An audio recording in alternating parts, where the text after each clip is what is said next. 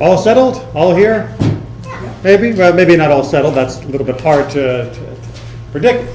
But let's go ahead anyway and begin our investigation into Parashat Chukat. Now, Parashat Chukat is famous for being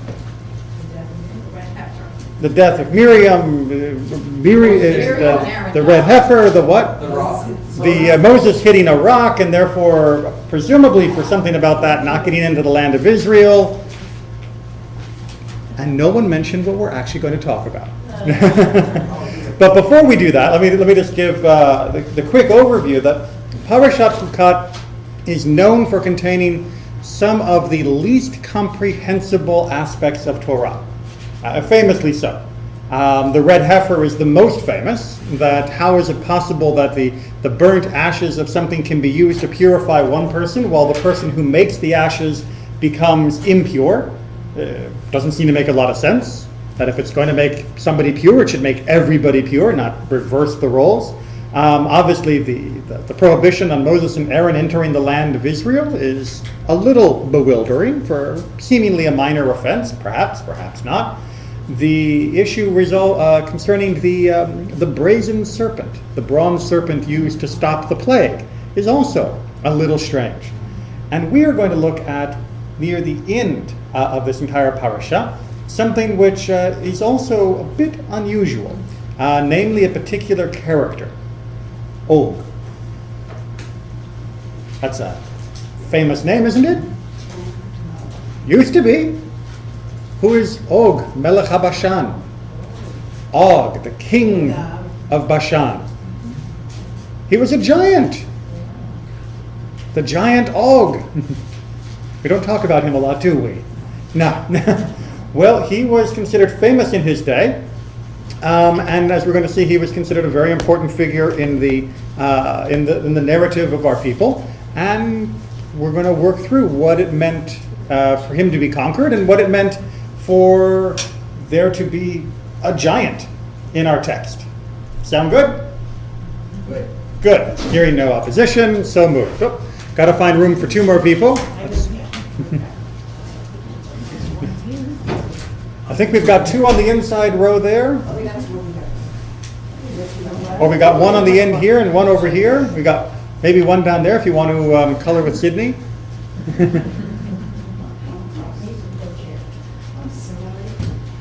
It's okay. While we're waiting for everyone to sit down, you can go ahead and get open. We are on chapter 21, verse 10 of the book of Numbers in Bamidbar. And in the Eitz Chaim Chumash, that's going to be page 889.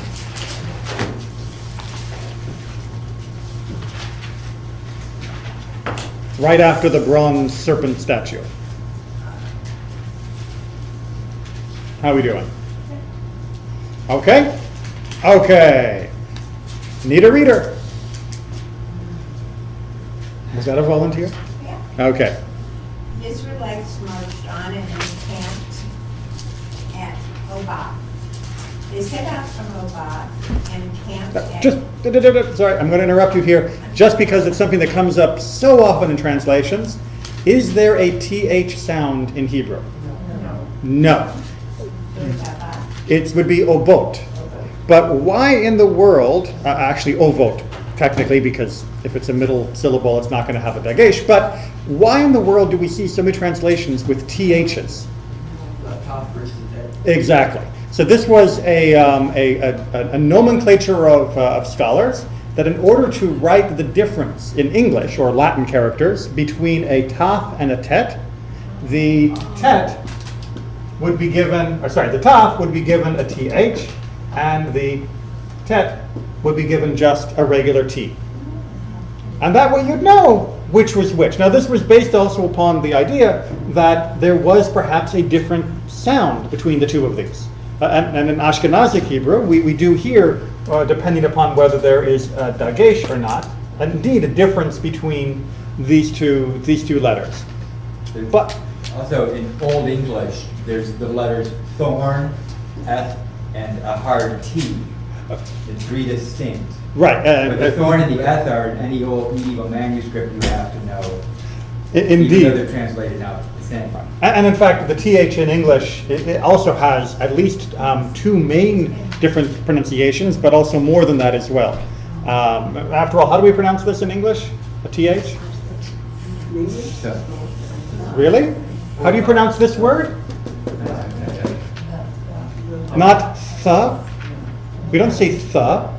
What do we say? The. There's actually a vocalized and unvocalized. That is to say, using the vocal cords and not using the vocal cords versions of the TH. And in English, it's already confusing. So let's just throw on Hebrew on top of that. But every time you see a TH in a Hebrew translation, or in the translation of a Hebrew in a place name or such, just pronounce it like a T. Just pronounce it like a T. Just ignore that H hanging off at the end. All right? They went Beth Israel. What's that? They went Beth Israel. There went Beth Israel, indeed, indeed. Because there is no Beth Israel. I've always wondered about that. It's Beit Yisrael, but it gets spelled with the TH, and then people began to pronounce it as though it were an English TH rather than merely a holdover of trying to write Hebrew and Latin characters. So we end up with some rather strange pronunciations, and indeed at my last congregation, which was a Beth Israel, we would routinely get mail for Dear Mrs. Beth Israel.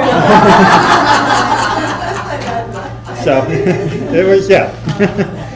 So let's do at least Obot. Technically it'd be Ovot is the actual Hebrew, but let's just stick with Obot. Yeah, I'm wondering why, because I'm looking for a boat, but I'm not finding it. No, Right. okay, Well, the bet, remember the bet and the vet are essentially the same letter. It's With the dot. exactly, with or without the dot, the dagesh. Okay. and Sorry for the digression. They set out from a boat and encamped at Iye Avarim in the wilderness, bordering on Moab to the east. From there they set out and encamped at Wadi Zerah. From there they set out and encamped beyond the Arnon. That is in the wilderness that extends from the territory of the Amorites. For the Arnon is the boundary of Moab, between Moab and the Amorites. Therefore, the book of the wars of the Lord speaks of Moab in Suphah, Mhm. and the Wadis, and Arnon with its tributary Wadis stretched along the settled country of Ar, hugging the territory of Moab. All right, a lot of geography here. Just trying to do some locations, some placings, a lot of terms probably that aren't that familiar or meaningful for us. You're more than welcome to look this up either online or in the map at the back of the Chumash on your own time. The specific location is not going to be critical to our discussion today, so we're not going to get into it too much. You may also notice the mention of an unusual book here. Mazeh, what's that? The War of the Lords. The Book of the War of the Lord? What? Sounds like a movie. It sounds like a movie, exactly. I'm sure that was a bestseller last year, wasn't it? So this is a book that is referenced a few times throughout Tanakh that has been lost to antiquity. That presumably there was an additional record that gave more details to the different battles, wars, and issues involved with the conquest and the protection of the land of Israel. But that book is no longer in our possession. It has been lost to the dust of ages. Okay, onward. Okay. And from there to there, which is the well where the Lord said to Moses, assemble the people that I may get from water. Then Israel sang this song, spring up, O well, sing to it. The well which the chieftains dug, which the nobles of the people started, with maces and with their own staffs. And from Midbar to Matana, and from Matana to Nahagilad, and from Nahagilad to Barmot, Thank you. and from Barmot to the valley that is in the country of Moab, at the peak of Pisgah, overlooking the west. All right. So what we are essentially discussing here is the movement of the camp of the Israelites along the southernmost border of where Israel is today, and moving into position to, well, essentially wait out the years that they are going to have to wait out. And in the process, they are skirting the settled territory of other groups. That makes sense? Okay. So we're talking, they can't go straight into Israel, so they're not walking through these people, but they've got to go around them. But there's only so much going around you can do. Eventually, they're going to have to cross the borders of other peoples. We're going to have to walk through other people's lands, right? There's people living everywhere in this area. We can't avoid everyone all the time. So what should we do? What? Or get permission, maybe put the sword away. Maybe we should ask permission. They drone ask permission. And that's exactly what we're going to see in the very next paragraph. Israel now sent messengers to Sihon, king of the Amorites, saying, "Let me pass through your country. We will not turn off into the fields or vineyards, and we will not drink water from wells. We will follow the king's highway until we have crossed your territory." All right, so let's make sure we understand all the provisions here and why they're important. Let us pass through your country. First, permission. We'd like to go through. And in order that you not be too worried about us coming through your country, we are not going to turn off into the field or vineyards, meaning we're not going to take your stuff or even trample your stuff. So we will neither pilfer, even though, remember, according to Jewish law, a traveler going through someone else's field or through someone else's vineyard does have the right to take what they can eat at the moment. They're not allowed to sit with their sickle and harvest it, but they are allowed to pick a few grapes as they walk or a few ears of wheat. Even that, we're not going to do. We're not going to touch, we're not going to trample, nothing. We will keep to the King's Road, meaning you tell us which route to take, we will march right along that road, we won't trouble anything. Make sense? Okay. Response? But Sihon would not let Israel pass through his territory. Sihon gathered all his people and went out against Israel in the wilderness. He came to Jahaz and engaged Israel in battle. All right, so who started the war? Sihon. They did. Now, we asked for permission to come through. They not only refused us permission, they came out beyond their borders to attack us. Because remember, we hadn't entered their borders yet. We were at the edge asking permission. So they decided not only are we going to say no, but we are going to attack you at the same time, which is kind of the ultimate no. Make sense? Well, doesn't make sense, but you understand the passage. Okay. But Israel put them to the sword and took possession of their land from the Arnon to Jabbok, as far as Oz of the Ammonites, for Oz marked the boundary of the Ammonites. Israel took all these towns, and Israel settled in all the towns of the Amorites, in Heshbon and all its dependencies. We won. We won, and therefore we get their land. That's the way it worked back then. We weren't after their land, but after they attacked us and we defeated them, it was considered the spoils of war. What's that? What does that sound like? What does that sound like? Maybe a little more familiar than we like, although as I've said before, and we'll repeat again, our ancestors and sages explicitly tell us that we're not allowed to equate any contemporary groups with our ancient enemies. We may use the wisdom of how we dealt with people in the past, but we're not allowed to prescribe anyone and say, these are X, Y, and Z, and therefore we are commanded to treat them like X, Y, and Z. We have to use our own common sense of how best to handle a situation. Carry on. Now Heshbon was the city of Sihon, king of the Amorites, who had fought against the former king of Moab and taken all his land from as far as the Arnon. Therefore the bars would recite. So let's make sure we understand that Sihon was not the native ruler of this land, that he had actually taken it away from Moab. And now we, after defeating his army that came out to attack us, take it away from him. Make sense? All right. Carry on. Come to Heshbon, firmly built and well founded is Sihon's city. For fire went forth from Heshbon, flame from Sihon's city, consuming our ugly top. The lords of Bamoth by the Arnon, woe to you, O you are undone, O people of Chemosh. His sons are rendered fugitive and his daughters captive by the Amorite king Sihon. Yet we have cast down them utterly, Heshbon along with Dibon. We have wrought desolation at Nophah, which is hard by Medeba. So Israel. Okay, let's make sure we get a little poem. It's always nice to get poems out of the way and understand what they're saying rather than just running through them. But this poem is beginning by saying, isn't it really terrible to be Moab? Why is it terrible to be Moab? The people of Chemosh. Chemosh was their national god, the same way that Adonai is ours, in their liturgy and their statuary, and what we've dug up from archaeology. That's all confirmed that they worship Chemosh. Those children of Chemosh have been attacked, and Sihon has beaten them up. I mean, Sihon took this whole area from them. But what did we do? We defeated him. So if A is greater than B, and C is greater than A, then we're on top of the pile, right?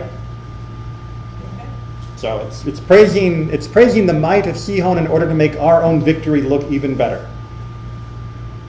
You follow that? Okay. So Israel occupied the land of the Amorites. Then Moses sent to spy out Jezreel, and they captured its dependencies and dispossessed the Amorites from the Okay, so we can continue to secure that area. Make sense? No problems? Nice and clear? Questions? So we've now Comments? stolen the land from all these people. What's that? We've now stolen the land from all these people who were living there nice and peacefully. We come in. protect Nice, them. wait, nice and peacefully? Before we got there, What- they were okay. I mean, they- they didn't like each other, but it was usual. But Sihon had taken this land from Moab by force. Even pay it back. What's that? So we pay it back. We only paid him back for attacking us. Our intention, The last 6 groups that came to them and said, we just want to walk through peacefully, lied. And when they let them in, they trampled, and they said, we're not letting one more guy come in. In fact, which would have been fine if you'd stopped right there. yeah. We're not letting one more group through. Right. And indeed, there are other places where we ask for permission to go through, we are refused permission, Yeah. and we skirt that territory. Here, Here they came back, they came out and attacked us. getting the first blow before we could do it, figuring that, I mean, this is the way it was back then. Well, yes, it was. They figured, these guys are not going to take no for an answer. So rather than just saying no, we're going to go try and kill them instead. And we So said, we need it. no, we don't really like that response. And so we responded as necessary. We protect, yes. Yes. We protected ourselves absolutely. But Okay. it's to attack someone in the wilderness is to not just attack them in that physical place, but in that situation. Well, it's the outskirts of the town. But just to, the whole idea of being in the wilderness. It's desert. It's desert. It's Right. desert. Like to go out, Yeah. it's not nice to do. Right, I think what he's trying to highlight is that the Israelites were exceedingly vulnerable where they were. They're Yeah. asking for, just to come through, and as far as anyone else is concerned, we don't have any food, we don't have any water. Yes, we do, because God is helping us, but as far as any other observer can tell, we are without food, without water, Yeah. and they decide that the best thing to do is to try and kill us. Well, I thought so, and I would have gone along with you, but right now, I'm in this town. I got 600,000 guys out there, okay? And it turns out, you had more than water and whatever, you had more than what you just said, because you beat us, so you did have weapons. Well, we didn't say we didn't have You really were weapons. dangerous. Yeah, well, of course we were. So we had to protect. So they should have let us walk through. They should have given us permission. Guys trying- We promise we won't touch anything. Would you let, if 500 people showed up at your front door and said, we just want to walk through, we promise we won't take anything on the way through your house?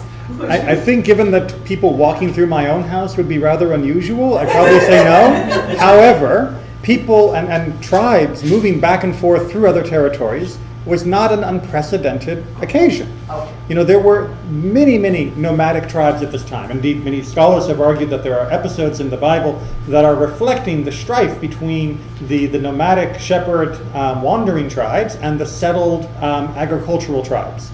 And that this may be indeed one reflection of that. That the settled people didn't want these drifters coming through town. And the drifters didn't understand why they weren't allowed to simply walk through territory that should be open to everyone. Just because you live here, does that mean this road belongs to you? Excuse me? Who owns the land? Exactly. God owns the land, and then all right is.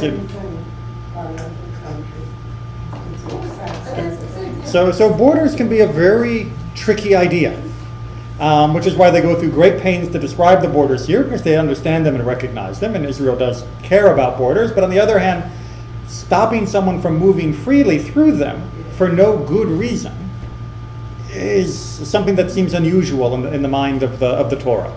we allow each other to walk through our own land. The notion of trespass through an open field is foreign to the Israelites. So why won't they let us do it? And then, of course, their hostile reaction just makes it all the worse. All right, but we're not done with fighting. Oh, wait. In the Hebrew, there are funny little marks on one of the words in verse 30. Do they mean something? Oh, sure. Yeah, that one. Those are one of those great words that get dots over them, and there are midrashim written about them. I'm not familiar with any midrashim on this particular one off the top of my head. So, but that's a great research project. I see. If this were a university course, I'd be saying, and next week we'll look forward to your report on exactly. But next week's my vacation, so you're off the hook. So there are other more famous nikudot, dots, that are over the top of letters that have more famous teachings about them. I have not heard or read a particular one over this particular one. So, but now you got my curiosity up. I'll have to take a look into it. In your spare time. The kind of thing I did before I became a rabbi. So just because I'm a rabbi doesn't mean I take a break from it when I'm on vacation. Because I enjoy it. Okay. Let's go ahead and get to our main character now that we've got the precedent established. Go ahead and keep reading. They marched on and went up the road to Bashan. King Og of Bashan, with all his people, came out to Edrei to engage them in battle. But the Lord said to Moses, "Do not fear him, for I give him all his people and his land into your hand. You shall do to him as you did to Sihon, king of the Amorites, who dwelt in Heshbon. They defeated him and his sons and all his people until no remnant was left to him, and they took possession of his country. The Israelites then marched on and camped in the steppes of Moab, across the Jordan from Jericho." Okay. So there's a couple things that we should first understand here in terms of the setting, and then we'll look at some of the differences in the narrative. When we defeated Sihon, we essentially gained access to reach the other side of the Jordan River. By taking their territory, we now have a route through. So we don't need to send messengers to Bashan because we don't need to go through their land. We're not looking to go through their land. And yet, nevertheless, what does Bashan do?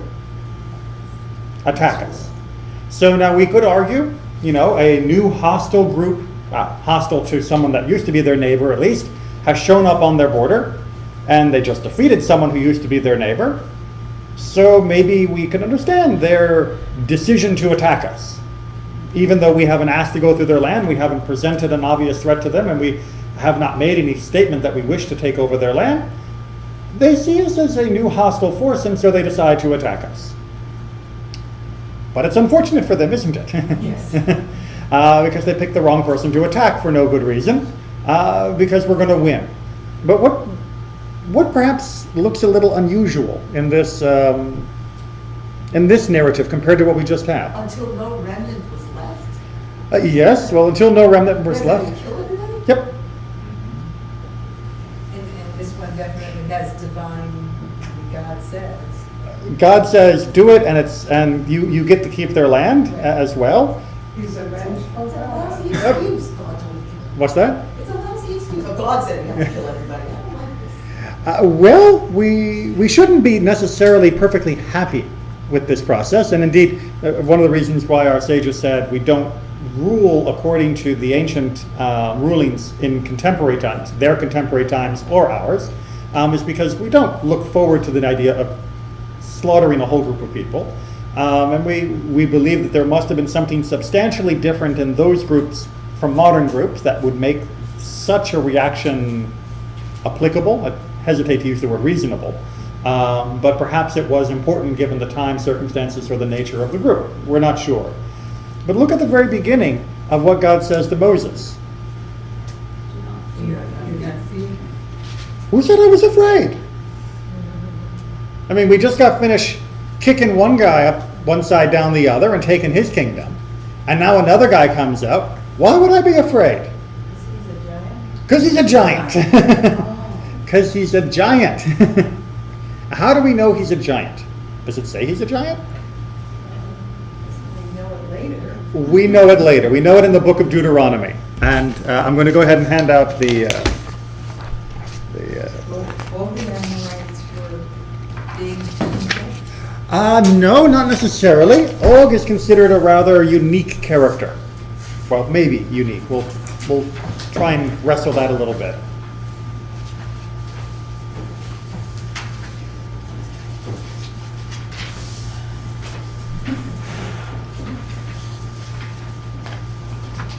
This is, by the way, the picture, which of course will grab everyone's attention, are different descriptions of heights and or presumed, although perhaps hoax, skeletons that have been found over the years. So the 36-foot skeleton there at the right is based upon an excavation in Carthage. Now, I haven't actually been able to track down exactly why they believe these things were 36 feet tall. They definitely have, pictures of excavators with skulls, that are enormous next to them. But I haven't been able to track down any legitimate scientific discussion of what these skeletons are, although every conspiracy website on the internet loves to show the pictures.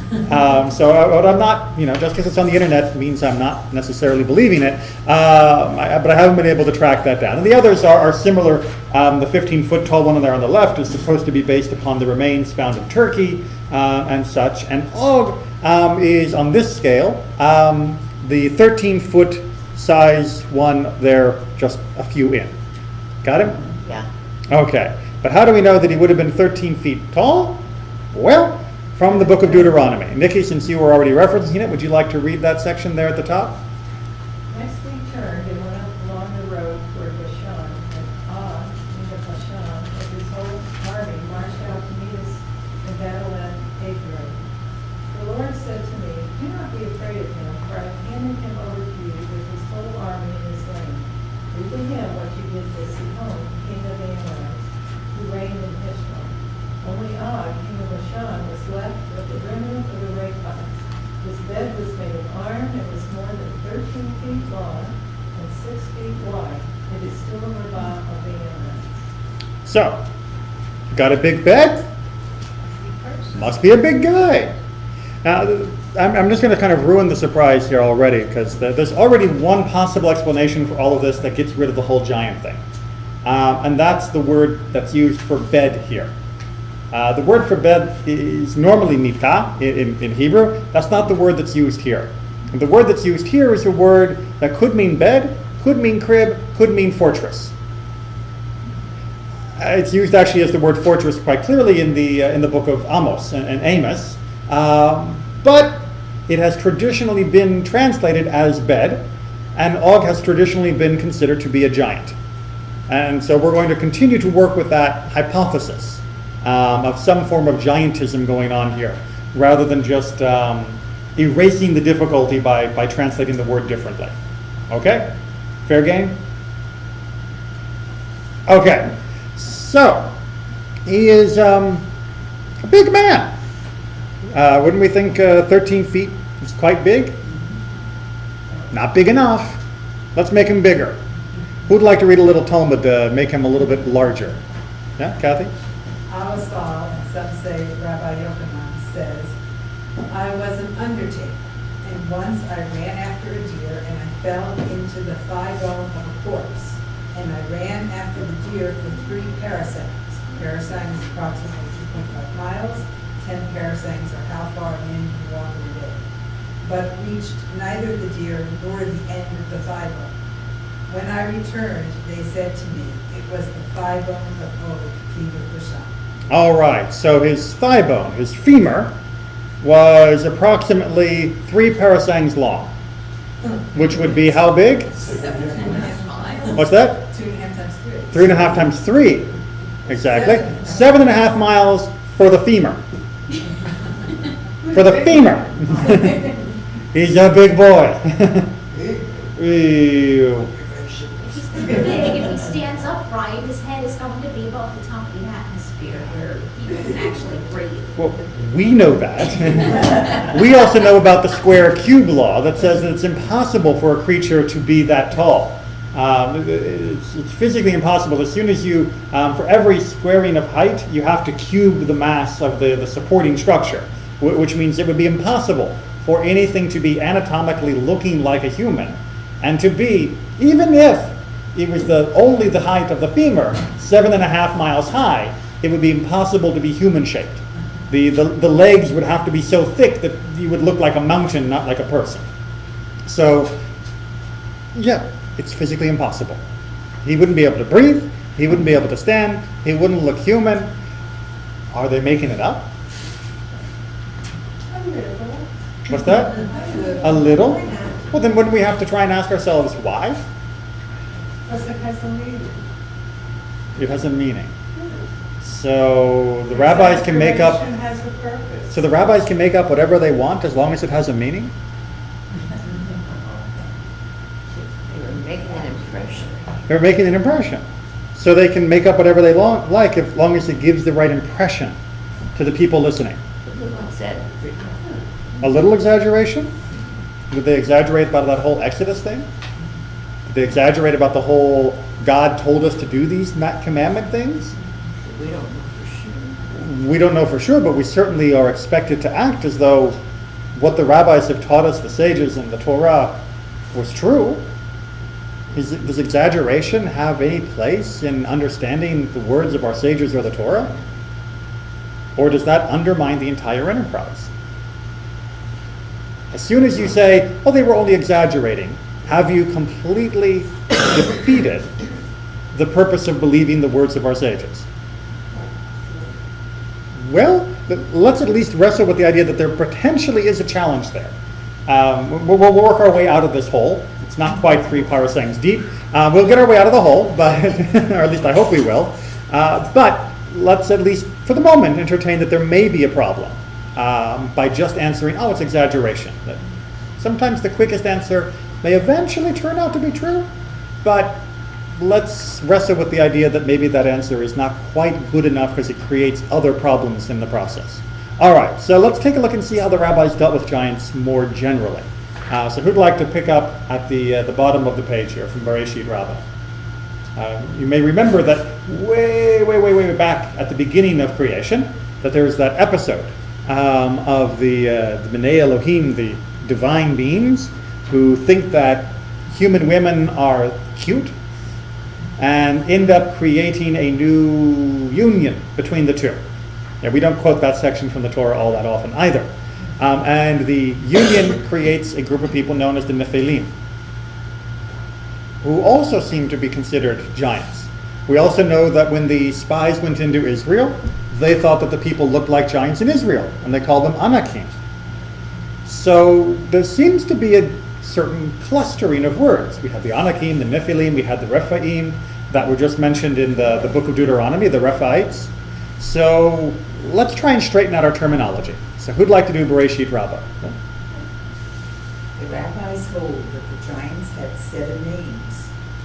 Emin, because whoever saw one of them was seized with terror.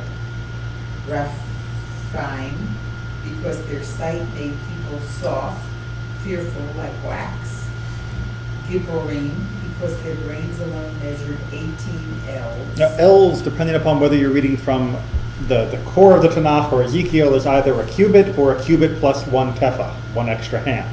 So it's 18 cubits is do the math real quick. It's like what, 27 feet? It's a big head. Zamzumim, because they inspired fear and were fierce warriors. Anakim, because they wore huge necklaces in great numbers. Avim, because they destroyed the world and were themselves destroyed. According to another authority, this name was due to their knowledge of the soil, which was as subtle as that of the serpent. Nephilim, because they caused the world to fall and fell themselves. Okay, does that clear it up? Class dismissed? All right, so all of these different words are used in one place or another where we could interpret them to mean that there is a god going on here, I mean a giant going on here. And all of these explanations are based on kind of puns, on plays on the words as they appear in Hebrew. It doesn't really come through so clearly in the English, but we're not going to go through and take them all apart. You're welcome to look up Reshit Rabbah to see it in more detail. But why would the rabbis be trying to do this in the first place? What purpose does it serve to do the taxonomy of giants?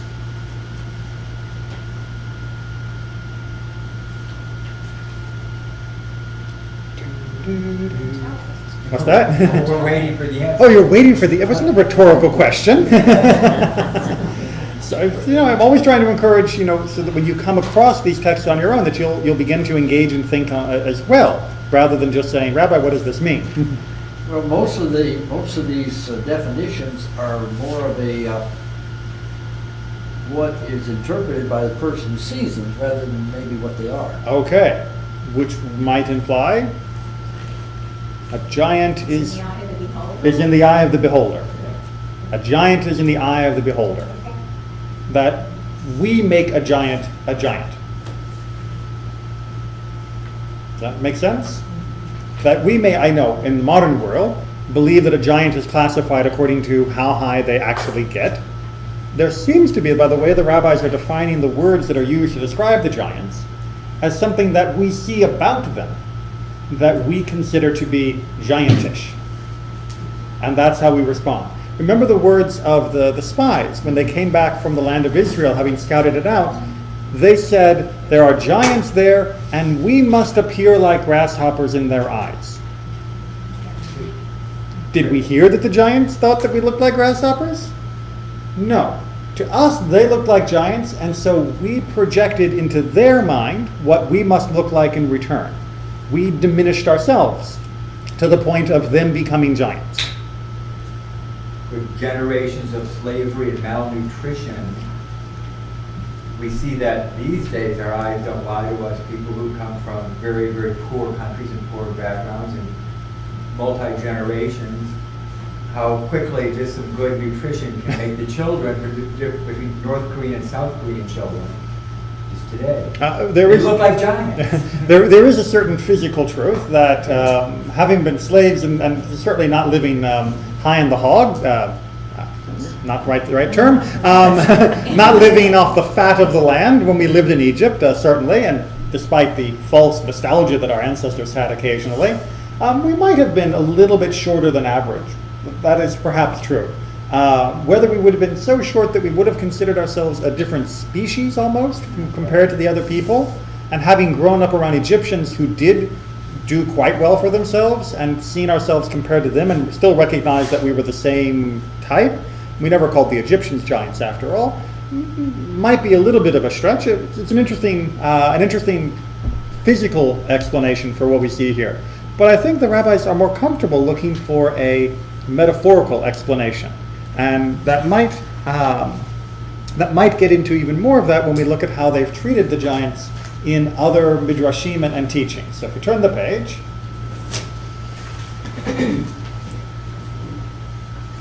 who'd like to do a little midrash here about Og in his early days?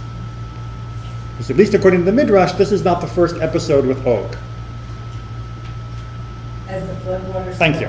Og, king of Bashan, sat himself on one of the rungs of the ark's ladders and swore to Noah and to his sons that he would be their slave forever. What did Noah do? He punched a hole in the ark, and through it he handed out food to Og every day. Og's survival is hinted at in the verse, only Og remained of the remnant of the Rephaim. What's that? How kind of him. Well, there's a bit of a longer midrash, which I didn't have room to put on the page or time to discuss in too much detail, but that actually Og was bargaining from a certain position of threat, of save me or else, when he was arguing with Noah. But the idea here then is, of course, that Og was already a little bit of a troublemaker, but had been just barely survived during the flood. And therefore there's a notion that he and his ilk were perhaps partly responsible for the flood. Because if he is the remnant of the Rephaim, and if we go with the phrase that the rabbis had at the very end, that the Nephilim or the Avim were those who would cause the world to be destroyed, who caused the world to fall. There was a notion that they, along with the others that had crossbreeded with the human women, were part of the problem that God was getting rid of with the flood. And so for him to survive the flood like this is showing a certain deficiency in his character. Does that make sense? So he's not just a big king, he's a big bad king. How are we doing there? Is this saying that Og survived the flood? Yep, by hanging onto the side of the ark. And he That doesn't could. agree with anything else we read about the results of the flood. Well, they didn't say exactly, did they? They didn't say that Og died. So Midrashim often will take an opening, like, well, why is it calling them the remnant, the Rephaim? And where did the other Rephaim go? And begin to give an explanation. Well, what would be able to kill all the giants? Well, the flood, that would do it. Well, Og was saved, others could have been saved. Others could have been, but Og is the one that's called the remnant. That he is all that remains. So if he's all that remains, then that means all the others didn't. And then we have to say, well, why would he have survived and the others not? And they say, well, because Noah actually either took pity or made a contract with Og, and depending upon which midrash you're reading, to save him during the flood. But there's no information about what What's the happened. time difference between what we're reading now? A couple thousand years. That's what I thought. Yeah. So we're definitely now creating Og not only as being a giant, but also as being near immortal. Exactly. Yes. You- And 20, 30 feet tall. Wasn't Methuselah the oldest man in the Bible then? Methuselah is the oldest recorded age in the Bible. Yes. Recorded age. Yes. Just to be precise, within the Bible's descriptions of ages, he gets the highest number. Within Midrash, there are numerous other characters that live much longer than Methuselah. But they're not named as having lived that long in the Bible. They're not given death dates either, so it allows the Midrash to be creative. So they ignore what the Torah says that back in Parshat Noah, that all existence on the earth is built and light up. It says that all mankind is just created. Well, they do and they don't. That wonderful, precise mind tells us Og was flooded. He didn't escape on the ark. He was next to the ark. He was hanging on the ladder. So when it says that the flood wiped everything out, that is still kind of technically true. The same way that when Yocheved put Moses in the river, she was kind of technically doing what Pharaoh said. Pharaoh never said he couldn't be in a basket. You know, she was finding that loophole. Well, Og kind of found a loophole. He got flooded. He was wet for an awful long time. And if it hadn't been for Noah giving him food, he would have starved to death. And the idea of Noah perhaps going against what God had originally decreed is seen by the metaphor of him punching a hole in the side of the ark. And indeed, one can argue that his kindness to Og actually creates the circumstances for later catastrophe, and that maybe this is a lesson about when you shouldn't be too kind, that being too merciful to those that are likely to harm you in the future sometimes can backfire on you. What? Possibly. There are hints in the Midrash here that perhaps what Noah did was wrong. Now, on the other hand, there are also hints here of trying to help Noah, because one of the things that people complain about is that Noah didn't help anyone but himself. So here, when someone comes begging at his door, he gives him some help. He can't let him on the ark because he wasn't allowed to, but that doesn't mean he can't throw some food overboard for the guy. On the other hand, in different versions of this Midrash, Og is threatening to destroy the ark. And Noah is only giving in under pressure, not because of compassion. So it is a very mixed view of this circumstance and of the giant. But it says, 3 times it says, Yep. they're all blotted. And then it says, only Noah was left and those with him in the ark. I mean, they go to great detail. They do. Nothing lived, but Noah and his family. But on the other hand, But on the other hand, you I got a whole pocket full of hands. But on the other hand, remain. the rabbis are put into a difficult position. Because, let's do a quick diagram here. The rabbis were very reluctant to posit that there were things that would happen that were naturally different than that were different than the natural order of the world. So, for example, when they talk about Bilam's donkey, those that hold that it was a real donkey, not a dream of Bilam, where do they say that donkey came from? Did it come from its normal donkey mummy? Created before the creation of the world. Well, created either before the creation or created at twilight, Right. is the other way. So there's this notion that right as creation is being finished, that there is this wonderful nexus of creation, this gate where weird things are happening, and that are going to be held around, like Moses' staff, until they're needed. Additionally to that, there's this feeling that right after creation is kind of the age of legend, where you have these Nephilim mating with the women of earth, and you have people living to be 900 years old, and you have the creation of all sorts of industries and proto-civilizations and the Tower of Babel and all of those things. So you've got this time of legend, but they would like to see that time receding. The rabbis are uncomfortable with the notion that the natural order can consistently be altered by anything other than a downright miracle, and even miracles they like to account for as having been preset way before, and now are simply being taken out of the closet, being given their time on the stage, and then they go away forever. They're not comfortable with just random perversion of the order of the world. They like the idea that God created laws and doesn't change them. So they're stuck, because they can imagine a giant back during the time of legend. But that time of legend essentially begins to fade out with the flood. And then you're left with what is generally can be referred to as a time of heroes, where these are not the legendary guys, that are doing miracle super feats, but these are the strong, capable people that are founding nations that we can recognize in our time, from the rabbis' time. Maybe not from the 21st century, but certainly in their day and age, or the rest of the Bible, this was more tangible.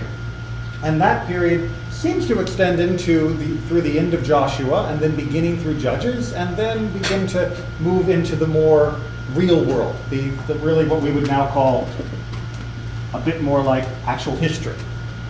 And you're not supposed to get giants here. And we only get two mentioned. They are Og and Goliath. So they have to account for that.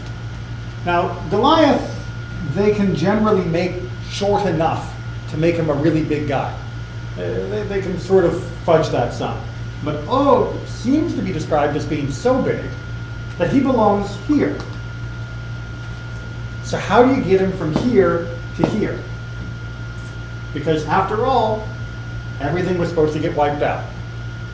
So if he was really a holdover from the age of legend, then you have to make him survive the flood somehow. On the other hand, if you say, no, he didn't survive the flood, but he was born during the age of heroes, then you open the door for giants walking the earth as being a normal kind of thing. And they knew that wasn't normal. So they almost were forced into putting him back pre-flood and then figuring out a way to rescue him, to keep him around long enough to be defeated by Moses and the Israelites. Does that make sense? It's what happens when you've got certain things, like we're talking about ourselves, when you've got certain things that seem like exaggerations, but you don't want to just chuck them out. You have to try and sometimes scratch your left ear with your right hand to save them long enough to be used, and then quickly sweep them under the rug so that you can get back to what you consider to be normal. Make sense? But here, there's nothing that indicates that he's big. Here in Bamidbar, there's nothing specifically to say that he's big, other than why are we being told don't be afraid? when we fought other people. Comes all of that. What? Well, that's the opening. Then the giant bed that we hear about in Devarim But why seems. isn't that just a mistake? It should have been read as fortress. Oh, but because the rabbis didn't, because the sages didn't. If it is a bed, I could have a really big bed, but not tall. You could indeed. There are many people out there who sleep on a king-size bed and they're only 4 foot tall. Yeah. If you went to measure their bed, you would probably think they were a giant, but you would be surprised when you saw them in the flesh. Indeed, but there again, if you diminish the size of Og, you diminish the victory. That's what's happening. Okay, when you say that we defeated Og, making him bigger makes it a bigger victory. That makes sense? If I start telling the story about how some guy attacked me in a bar and I beat him up, I can guarantee you that every time I tell the story, the guy's going to get another inch taller. Because then I get bigger in my victory. So perhaps we're merely inflating Og in order to inflate the victory. This could be another reason why the whole country would be wiped out, because that wiped out that whole bloodline. So it wouldn't carry on. True, that there's nothing else to continue, because Og was a one-of-a-kind sort of person, and therefore there was no one to continue after him. But let's go ahead and take a look and see. There's a couple more steps in the Midrash, and I want to wrap it up before we're over time. So let me just take us through the last couple Midrashim here. So, and the Lord said to Moses, do not fear him. Well, we're not Sihon and Og brothers. It's actually one opinion. For the master said, Sihon and Og were sons of Ahiah, son of Shehazi. So why do you fear Og but not Sihon? So this is another idea that says Sihon was also a giant, and Og was also a giant. But, said Rabbi Yochanan, said Rabbi Shimon Bar Yochai, from the answer of that righteous man you may know what was in his head. For, what's that? It should be head. I left off, we'll put an extra R in there. For he thought, perhaps the merit of our father Abraham will support him. Why would Og have merit from Abraham? Why? Because it said, and there came one who had escaped and told Avram the Hebrew. Way back in the story in Bereshit, where Lot is kidnapped by the kings that had attacked Sodom and Gomorrah, someone comes and tells Avram what's happened. Well, guess who that someone is? Og. And because he did a good deed by telling Abraham what had happened, he therefore would have the merit of having helped Abraham that might protect him when we are going to fight him now. Therefore, Moses was afraid of Og because he knew Og had merit. Are you following that logic? I'm not sure I want to fight him, not because he's a giant, but because he did something good once. And because he did something good once, God may protect him against me. Now, is that a statement about giants? What's it saying?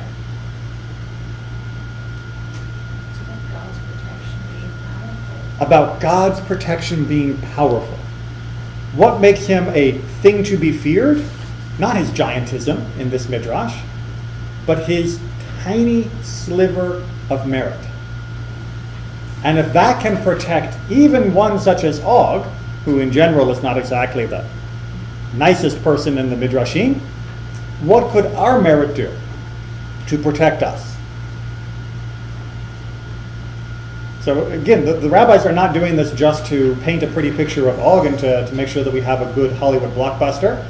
They're using this as a way of trying to teach something that's relevant to us. But of course, Moses doesn't have to worry too much about this. There's another midrash that says the only reason Og told Avram about Lot being kidnapped is because he hoped Avram would run off and get killed fighting, and then Og would steal Sarah. But, but let's go ahead and see how the story ends.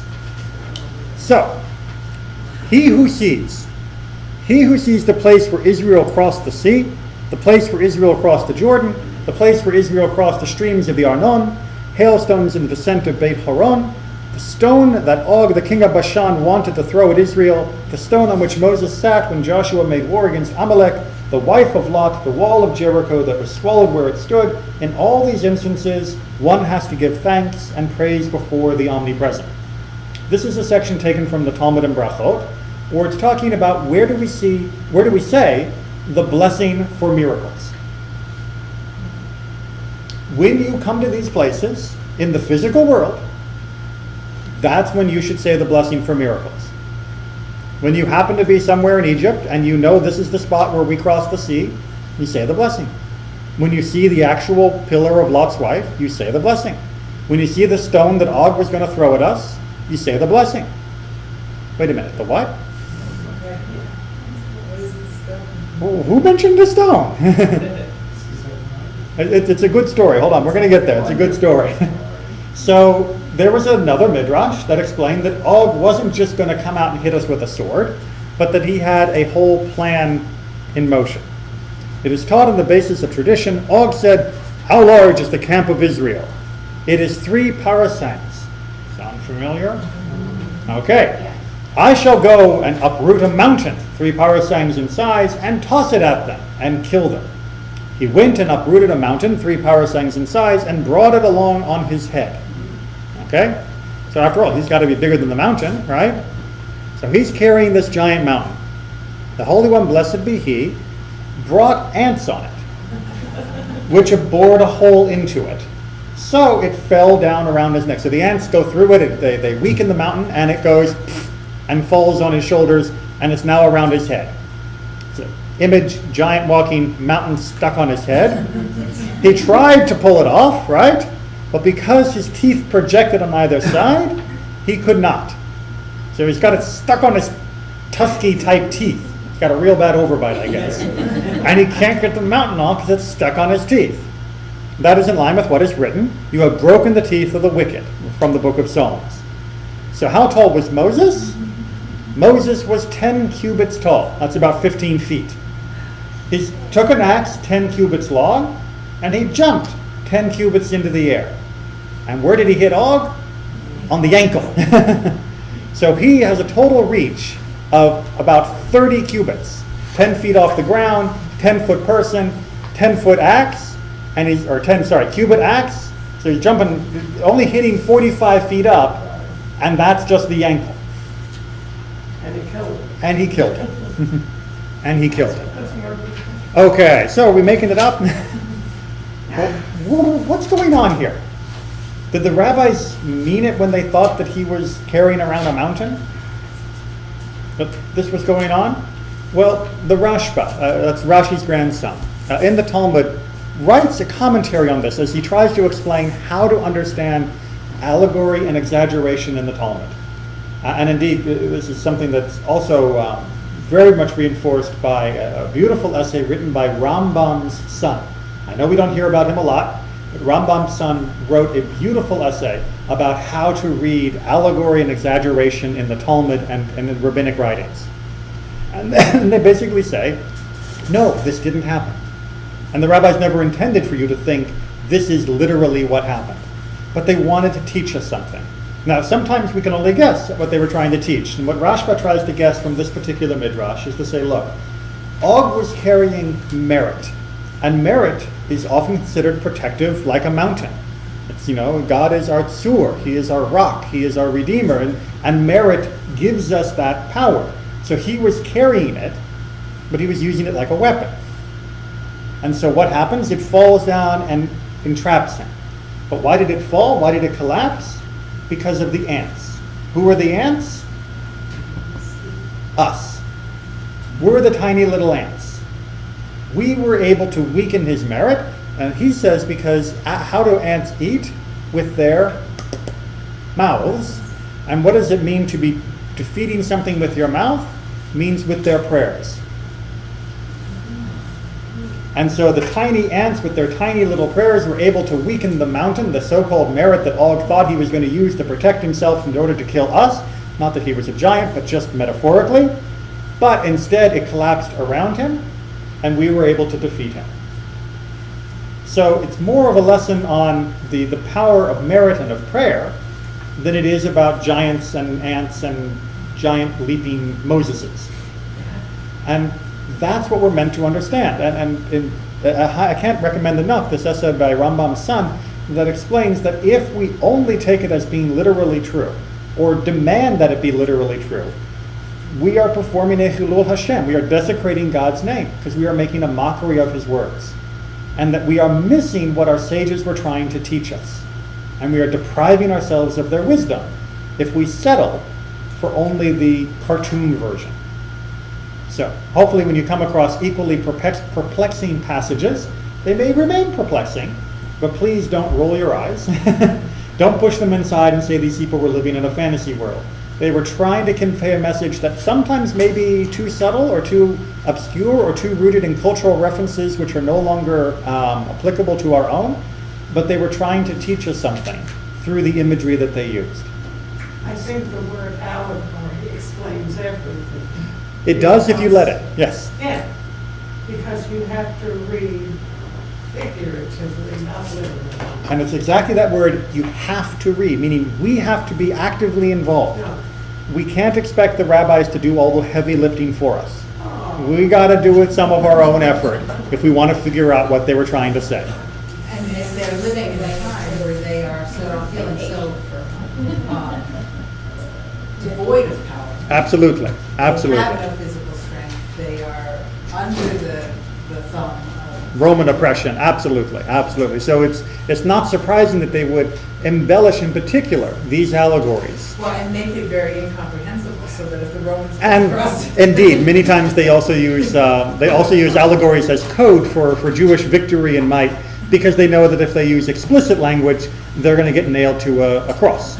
And that's quite literally, that's what the Romans did. That's what the Romans did. But, you know, what's Or have their interesting, skin flayed off. You talk about the offspring of the Nephilim, is that the word? Nephilim, yes. Nephilim and human women, Mhm. which is almost on the same level as the Roman and Greek gods and goddesses. But look what we do with it.